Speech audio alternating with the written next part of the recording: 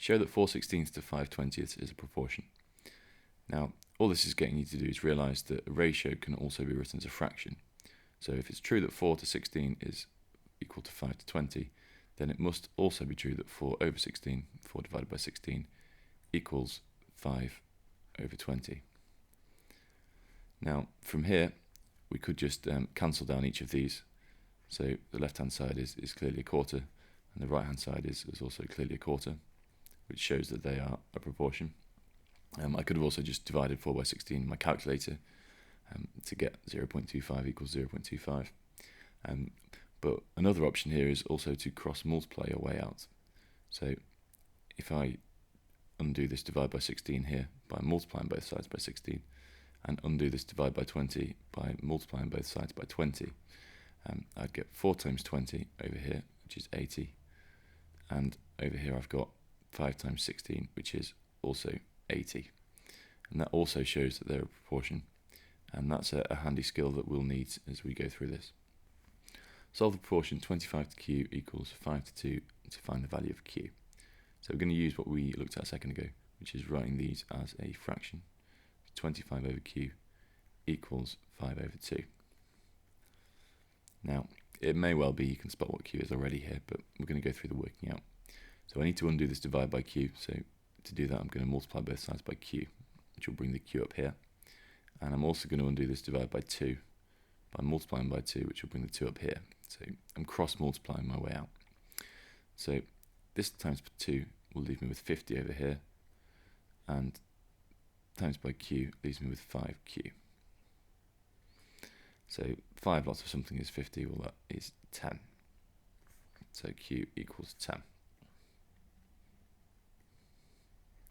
And that makes sense because 25 over 10 simplifies down to 5 over 2. Okay, so here we've just got an equation. So we could put some words to that and make it relevant to ratio, but for now we're just going to look at solving this as an equation, and we're going to cross multiply our way out. So I need to get rid of this divide by x minus 2. So I'm going to multiply this side here, and that's going to leave me with 32 lots of x minus 2 over here. Then I'm going to multiply by x plus 8 as well, and that will move this up here. So I'll have 12 lots of x plus 8 equals, and then I've got 32 lots of x minus 2. So now we're just going to expand this and move it around a little bit. So I'll get 12x plus 96 equals 32x minus 64. So we'll bring the x's over, so that will leave us, if we take those 12 away, we'll get 20x minus 64 over here, and 96. And we'll put that 64 over to the other side, so that's 160 is 20x, and therefore x must be 8. And we can check that that works. 12 over 8 minus 2 is 6, so that's 12 over 6, so that's 2. And then on the other side we've got 8 and 8 is 16, 32 over 16 also gives me 2, so they are a proportion, they're correct. Well, now lots of words. The denominator of a fraction exceeds the numerator by 7. So let's put this in some words. So we've got x over x to start with.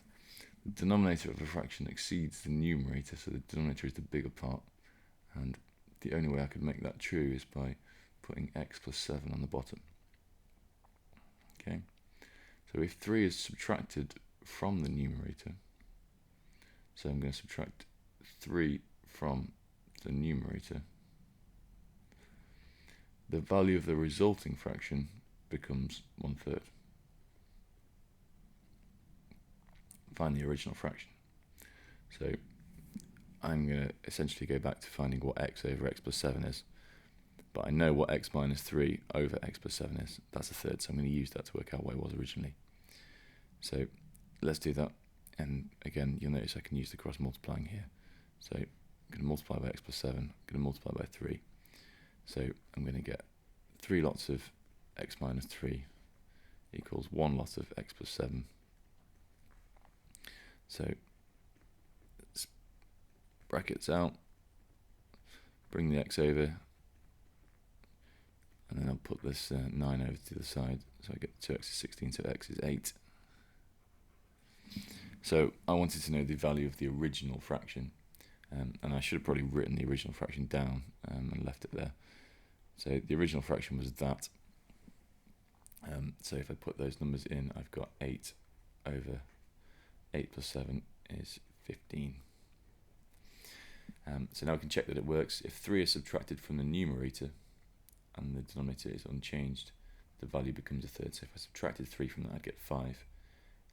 And so that would give me 5/15, which would be a third. So that's correct. The original fraction was 8/15.